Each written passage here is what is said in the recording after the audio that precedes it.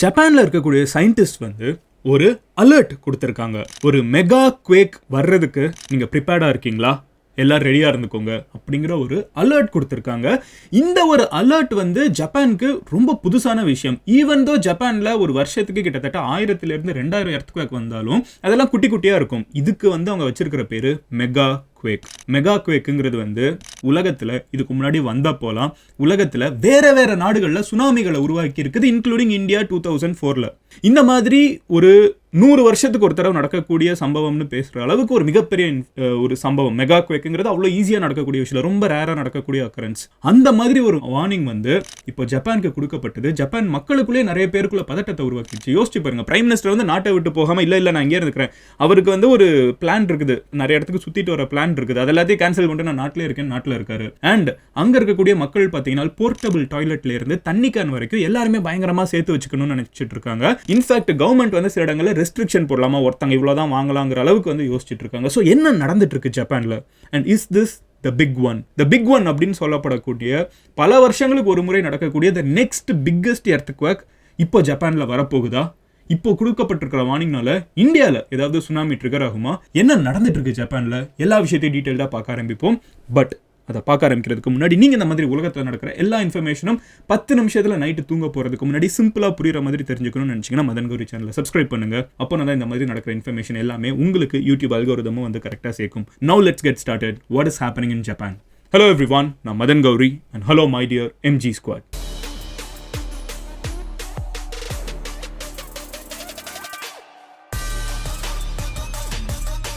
முதல் விஷயம் என்ன அப்படின்னு பார்த்தீங்கன்னா, தேர்ஸ்டே வந்து ஜப்பான்ல சில பகுதிகளில் சவுத் ஜப்பான்ல வந்து ஒரு 7.1 மேக்னிடியூட் கொண்ட டெர்மர்ஸ் வந்து ஃபீல் பண்ணப்பட்டுச்சு. அதாவது அதிர்வுகள் வந்து ஃபீல் பண்ணப்பட்டுச்சு. இதுல வந்து கிட்டத்தட்ட 17 பேர் வந்து காயப்பட்டிருக்காங்க அப்படின்னு சொல்றாங்க. சில இடங்களில் ப்ராப்பர்ட்டிஸ் டேமேஜ் ஆயிருக்குது. இது ஒரு குட்டி டெர்மர் தான், இது ஒரு மிகப்பெரிய விஷயம் இல்லை. ஆனால் இது வந்த உடனே ஜப்பான்ல இருக்கக்கூடிய JMA, ஜப்பான் மீட்டியோராலஜிக்கல் அசோசியேஷன், அவங்க இருந்துகிட்டு என்ன பண்றாங்கன்னா ஒரு மிகப்பெரிய அலர்ட்டை கொடுக்குறாங்க. 2011ல இதுக்கு முன்னாடி த பிக் ஒன் வந்தப்போ, சாரி பிக் ஒன் கிடையாது, ஒரு மெகா குவேக் வந்தப்போ நிறைய சுனாமி வந்து ட்ரிகர் பண்ணுச்சு. கிட்டத்தட்ட 18,000 to 20,000 பேர் வந்து இறந்து போனாங்க.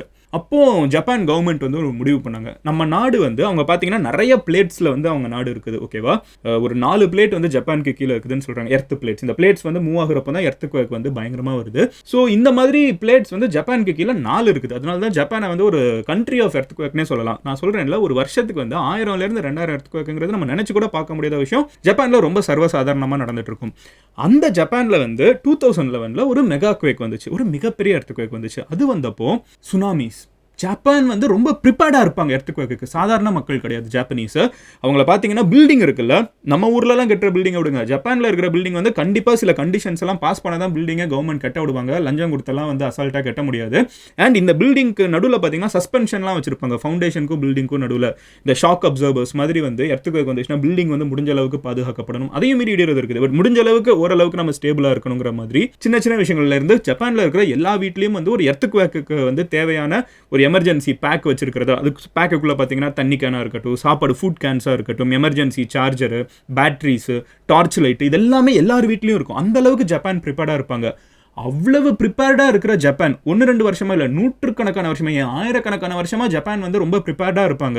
அவங்க கட்டுற பழைய காலத்து பில்டிங் கூட பார்த்தீங்கன்னா எர்த்குவேக் ரெசிஸ்டண்டாக கட்டியிருக்காங்க. நிறைய பகோடாஸ், இந்த நீளமாக ஜாப்பனீஸ் பில்டிங்னு சொல்லுவாங்க, அது நிறைய எர்த்குவேக் ரெசிஸ்டன்ட். எர்த்குவேக் வந்துச்சுன்னா ஆடும், அப்படியே ஷேக் ஆகிட்டு மறுபடியும் அது அப்படியே ஃபிக்ஸடாக நிற்கிற அளவுக்கு அவங்க கன்ஸ்ட்ரக்ஷன்லாம் எக்யூப் பண்ணி 1000கணக்கான வருஷமா இருக்கிற கல்ச்சரில் வந்து 2011 எர்த்குவேக் வந்தப்போ கிட்டத்தட்ட 18,000 to 20,000 பேர் இருந்தாங்க. 18,000 to 20,000 பீப்புள். ஜப்பான் மாதிரி ஒரு சின்ன கண்ட்ரியில், பாப்புலேஷன் கம்மியாக இருக்கிற கண்ட்ரியில் இறந்து போகிறதுங்கிறது வந்து ஒரு மிகப்பெரிய சம்பவம். இவ்வளோ ஒரு பேர் இறந்து போனதுக்கப்புறம் ஜப்பான் வந்து ஒரு புது சிஸ்டம் ஃபாலோ பண்ண ஆரம்பிச்சாங்க. இந்த மாதிரி மெகா குவேக் வருதுன்னா அதுக்கு வந்து ஒரு அலர்ட் சிஸ்டம் இருக்கிற மாதிரி ஒன்று ஃபாலோ பண்ண ஆரம்பிச்சாங்க. 2011லேருந்து நம்ம 2024 வரைக்கும் வந்துட்டோம். இத்தனை வருஷமா அந்த அலர்ட் சிஸ்டமில் வந்து எதுவுமே கொடுக்கப்படலை.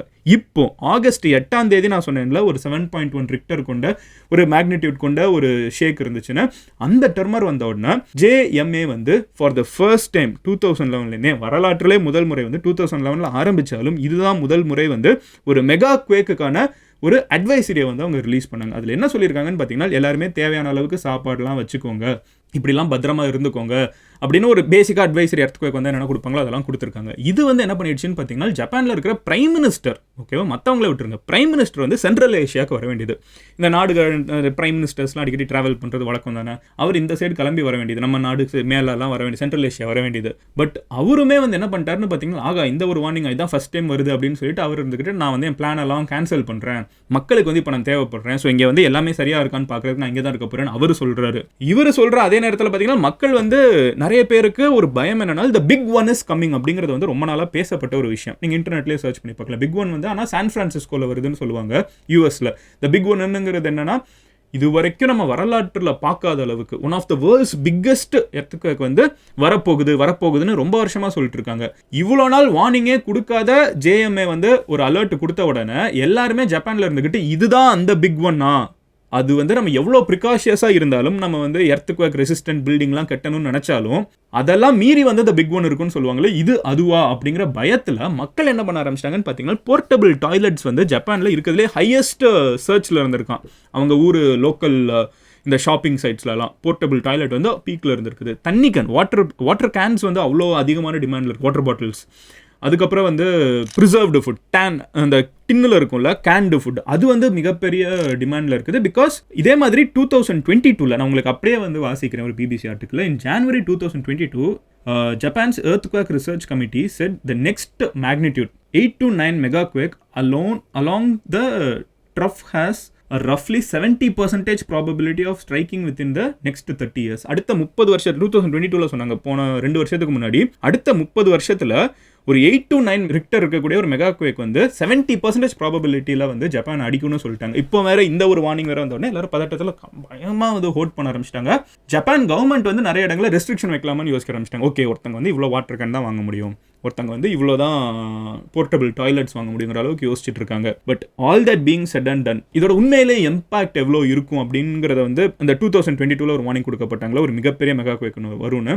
அது வந்துச்சுன்னா கிட்டத்தட்ட வர்ஸ்ட் கேஸ் சினாரியோவில், பெஸ்ட் கேஸ்னா எல்லாருமே பாதுகாப்பாக இருக்கிறது, வர்ஸ்ட் கேஸ் சினாரியோவில் கிட்டத்தட்ட 3 லட்சம் பேர் இறந்து போவாங்கன்னு சொல்லி எதிர்பார்க்கப்பட்டுச்சு. அண்ட் சில இன்ஜினியர்ஸ் வந்து $13 trillion ஆஃப் எக்கனாமி வந்து பில்டிங்ஸ் வந்து அழிஞ்சு போகும், பிஸ்னஸஸ் அழிஞ்சு போகும் அப்படின்னு சொல்லி ப்ரெடிக்ட் பண்ணாங்க, விச் இஸ் மேசிவ். அண்ட் இது ஜப்பானை மட்டும் பாதிக்கப்பட போகிறது கிடையாது. இவ்வளோ பெரிய ஒரு விஷயம் ஜப்பானில் வந்துச்சுன்னா இட் வில் ட்ரிகர் சுனாமிஸ். அண்ட் இதுக்கு முன்னாடி வந்து இந்த மாதிரி ஒரு மிகப்பெரிய மெகாக்வேக் வந்தப்போ 9.5 என்னமோ வந்துச்சு சவுத் அமெரிக்காவில். அப்போ நியூசிலாண்டில் அலடிச்சிச்சு, பிலிப்பைன்ஸில் அலடிச்சிச்சுன்னு சொல்கிறாங்க. லிட்டரலாக உலகத்தோட மறுபக்கத்தில் மிகப்பெரிய அலைகள் வந்து அவங்களால பார்க்க முடிஞ்சிச்சு. இப்போ ரீசெண்டாக 2004 இந்தோனேஷியாவில் சுமத்ரா பகுதியில் வந்த எர்த்குவேக் தான் நம்மளுக்கு சுனாமியாக மரீனா பீச் வரைக்கும் வந்து அத்தனை பேரோட உயிருக்கு வந்து ஒரு மிகப்பெரிய துன்பத்தை விளைவிச்சுட்டு போச்சு. ஸோ இந்த எர்த்குவேக் வருது வந்து அந்த ஊரோட லோக்கல் ப்ராப்ளம் கிடையாது, அது ட்ரிகர் பண்ணக்கூடியது வந்து பல நாடுகளில் அதை சுற்றி இருக்கக்கூடிய ஐலாண்ட்ஸ், அதை சுற்றி இருக்கக்கூடிய கண்ட்ரிஸ் எல்லாருமே ஒரு பதட்டத்துக்கு வருவாங்க. ஸோ இவ்வளோ பெரிய வார்னிங் அங்கே கொடுக்கப்பட்டிருக்கணும்னா உடனே எல்லாருமே ஜப்பானோட JMA மெட்டீரியலாஜிக்கல் அசோசியேஷன் அவங்க கிட்ட வந்து என்னங்க எவ்வளோ நாளில் வரும் அப்படின்லாம் கேட்குறப்போ நிறைய சயின்டிஸ்ட் என்ன சொல்கிறாங்கன்னா, எர்த்குவேக்கை நம்ம ப்ரெடிக்ட் பண்ண முடியாது. ஓகேவா, எர்த்குவேக்கை யாருமே ப்ரெடிக்ட் பண்ண முடியாது, அதுக்கு தேவையான எக்யூப்மெண்ட்ஸ் நம்ம இன்னும் கண்டுபிடிக்கல. ஆனால் ஒரு எர்த்குவேக் வருதுங்கிறத வந்து நம்ம ஃபோர்காஸ்ட் பண்ண முடியும். ப்ரெடிக்ட் பண்ணுறது வேறு, ஃபோர்காஸ்ட் பண்ணுறது வேறு. இது வந்து ஒரு ஃபோர்காஸ்ட் தான். ப்ரெடிக்ட்டுங்கிறது வந்து மோர் டைம் லைன் வரைக்கும் நம்ம வந்து எக்ஸாக்டாக சொல்லிடலாம், இது அந்த அளவுக்கு நம்ம சொல்ல முடியாது. பட் இந்த மாதிரி ஒன்று வர்றதுக்கான வாய்ப்புகள் அதிகம்ங்கிறத வந்து நாங்கள் வச்சுட்டு சொல்லியிருக்கோம். நாங்கள் அட்வைசரி தான் கொடுத்துருக்கோம். அந்த அட்வைசரியிலுமே எல்லாருமே சாப்பாடு வாங்கி வச்சுக்கோங்க, திங்ஸ் எல்லாம் எடுத்து வச்சுக்கோங்க, தேவையானதெல்லாம் பத்திரமா வச்சுக்கோங்கன்னு சொன்னமே தவிர வெக்கேட் பண்ணுங்க, உங்கள் வீட்டை விட்டு வெளியே போங்க, உங்கள் வீடு இழிஞ்சு விழுகிறதுக்கு வாய்ப்பு இருக்குன்னா நாங்கள் சொல்லலை. ஸோ இது ஒரு அட்வைசரி தான். நடக்கிறதுக்கு வாய்ப்பு நிறைய இருக்குது, நம்ம ரெடியாக இருந்து போமே. ஆனால் லோ ரிஸ்க் தான். அதாவது இப்போமே இன்னைக்கு நடக்க போகுது அப்படின்லாம் எதுவும் கிடையாது. பட் நடக்கிறதுக்கு வாய்ப்பு நிறைய இருக்குது. நார்மலாக இருக்கிற டயத்தை விட இப்போ அதிகமாக இருக்குங்கிறத நாங்கள் நினைக்கிறோங்கிறத கிளாரிஃபை பண்ணியிருக்காங்க. What ever said and ton. அடுத்த 30 வருஷத்துலனா அது 3 நாள்லையும் இருக்கலாம், 30 வருஷத்துலையும் இருக்கலாம். கரெக்டாக மக்களுக்கு அந்த ஒரு பயம் தான். இதெல்லாம் நம்ம சொல்லிட்டு இருக்கப்போ ஜப்பானை பற்றி நான் கொஞ்சம் வாசிக்க முடிஞ்சிச்சு. எனக்கு வந்து சீரியஸாக ஒரு கண்ட்ரி இவ்வளோ ப்ரிப்பேர்டாக இருக்க முடியுமான்னு இருக்குது. அதில் என்னன்னு பார்த்தீங்கன்னா நங்கை ட்ராஃப் அப்படின்னு ஒன்று இருக்குது. நங்கை ட்ராஃப் அப்படின்னு ஒன்று நினைக்கிறேன். ஸோ அது வந்து கிட்டத்தட்ட 900 கிலோமீட்டர் லென்த்து கொண்ட ஒரு பர்டிகுலர் பகுதி ஜப்பானுக்கு கீழே வந்து கடலுக்குள்ளே இருக்குது. இது என்னன்னு பார்த்தீங்கன்னா ஒரு சைடு வந்து யுரேஷியன் பிளேட் ஒரு பிளேட்டு, இன்னொரு சைடு வந்து பிலிப்பைன் சி பிளேட். இது ரெண்டுமே வந்து மீட் பண்ணி இந்த பிலிப்பைன் சி பிளேட் வந்து உள்ளே போய்க்குது, இன்னொரு பிளேட் மேலே இருக்குது. இந்த இடத்துல தான் வந்து அதிகமாக ஸ்ட்ரெஸ் இருக்குது. இதுதான் எர்த்குவேக் வந்து ட்ரிகர் பண்ணணும்னு நினைக்கிறாங்க. இந்த மெகாக்வேக் வந்து இந்த இடத்துலேருந்து உருவாகும்னு சொல்கிறாங்க. அந்த இடத்துலேருந்து உருவாச்சுன்னா இந்த நங்கை ட்ரஃப்னு சொல்கிறாங்களே, அது ஒசாகா கிட்ட இருக்குது, டோக்கியோ கிட்ட இருக்குது, சவுத் ஜப்பான் ஃபுல்லாகவே வந்து அதோட லைன் ஆஃப் சைட்டில் தான் இருக்குது. ஸோ ஜப்பானோட மேஜர் சிட்டிஸ்னு சொல்லப்படக்கூடிய எல்லா இடங்களுமே பாதிக்கப்படுங்கிறதுனால தான் அதிகமான பாப்புலேஷன் கொண்ட மக்கள் இருக்கக்கூடிய சிட்டிஸ் கூட ரொம்ப பதறிட்டு இருக்காங்க. With all this being set, நான் உங்ககிட்ட வந்து ஒரு விஷயம் நான் சொல்கிறேன். எந்த அளவுக்கு ஜப்பான் ப்ரிப்பேர்டாக இருக்காங்கிற ஒரு கன்சர்ன் பை டிஃபால்ட் வரும்ல, அதை தேடி பார்க்குறப்போ எந்த அளவுக்கு அங்கே இருக்காங்கன்னு பாருங்கள். ஒரு எர்த்குவேக் வந்துருச்சுனால் அது வர்றதுக்கு சில செகண்ட்ஸ்க்கு முன்னாடி நம்மளால் வந்து சொல்ல முடியுமா இது வரப்போகுதுன்னு. அந்த சில செகண்ட்ஸுக்கு முன்னாடி வந்து ஜப்பானில் இருக்கக்கூடிய மக்கள் எல்லாருக்குமே வந்து ஃபோனில் டைரெக்டாக அலர்ட் போகிறதுக்கு ஒரு சிஸ்டம் வச்சுருக்காங்களாம். அது மட்டும் இல்லாமல் லிஃப்ட் எல்லாம் இருக்குல்ல பில்டிங்ஸில், அந்த அலர்ட் வந்துருச்சுன்னா அந்த லிஃப்ட் எல்லாமே பை டிஃபால்ட் நியரஸ்ட் ஃப்ளோர், நீங்கள் 10வது ஃப்ளோர் அமுக்கி இருக்கலாம், நீங்கள் கிரவுண்ட் ஃப்ளோரில் இருப்பீங்க, நீங்கள் அமுக்கிட்டு அப்போ தான் ஃபஸ்ட் ஃப்ளோர் போக ஆரம்பிச்சிருப்பீங்க. பட் இந்த அலர்ட் வந்துருச்சுன்னா உங்கள் ஃபோனுக்கும் அலர்ட் வந்துடும், உங்களுக்கு நெட்வொர்க்கே இல்லைனா கூட அலர்ட் வரும். இப்போ ரீசெண்டாக கூட நம்ம ஊரில் அப்படி ஒன்று பண்ணாங்கல்ல, அந்த மாதிரி உங்கள் ஃபோனுக்கு நெட்வொர்க், உங்களோட லோக்கல் நெட்வொர்க் கிடைக்கலனா கூட உங்களுக்கு அலர்ட் வர மாதிரி ஒரு விஷயம் பண்ண முடியும், பக்கத்து டவர்லேருந்து எடுத்து கொடுக்க முடியும். அதெல்லாம் பண்ணிட்டு நியரஸ்ட் டவரில் அவங்க இறக்கி விட்டுருவாங்க. லிஃப்ட்டுக்கு வரைக்கும் வந்து அந்த ஃபீடு கொடுக்குறாங்க. ஒருவேளை எர்த்குவேக் வரப்போகுதுன்னா அந்த ஃபியூ செகண்ட்ஸ் சேவ் பண்ணணும். அதே மாதிரி அந்த ஃபியூ செகண்ட்ஸ்க்கு முன்னாடி உங்களுக்கு இன்ஃபர்மேஷன் கிடைச்ச உடனே நீங்கள் என்ன பண்ணணும், ஒருத்தங்க உண்மையிலே ஜப்பானில் இருக்கிறவங்க அந்த ஃபியூ செகண்ட்ஸ்க்கு முன்னாடி இன்ஃபர்மேஷன் வருது எர்த்குவேக் வரப்போகுதுன்னா அவங்க எந்த மாதிரி ஒரு டேபிளுக்கு கீழே ஒளியணும், எந்த மாதிரி ஒரு பில்டிங் கிட்ட போகக்கூடாது, எந்த மாதிரி இடத்துல பதுங்கிக்கணும் அப்படிங்கிற எல்லா டீட்டெயில்ஸும் ஜப்பானில் இருக்கக்கூடிய ஸ்கூல்ஸ்லேருந்து காலேஜஸ்லேருந்து எல்லாருக்குமே சொல்லித்தரப்பட்டு இருக்குன்னு சொல்கிறாங்க. The country cannot be more prepared than Japan. எனக்கு என்னமோ ஒரு விஷயம் தோணுச்சு, உலகத்திலேயே ஒரு எர்த்குவேக் வருதுன்னா அது இருக்கிறதுலே பெஸ்ட்டாக ப்ரிப்பேர்டாக இருக்கக்கூடிய மக்கள் வந்து ஜப்பானில் தான் இருக்காங்க. ஒருவேளை அதனால தான் ஜப்பானில் வந்து இந்த 4 பிளேட்டுக்கு கீழே அவங்க கண்ட்ரியை வந்து இயற்கை வச்சிருக்கான்னு தெரியல. ஏன்னா வேறு எந்த கண்ட்ரி வந்திருந்தாலும் இவ்வளவு டிசிப்ளின்டாக இவ்வளவு ப்ரிகாஷியஸாக இருப்பாங்களான்னு எனக்கு உண்மையிலே சொல்ல தெரியல.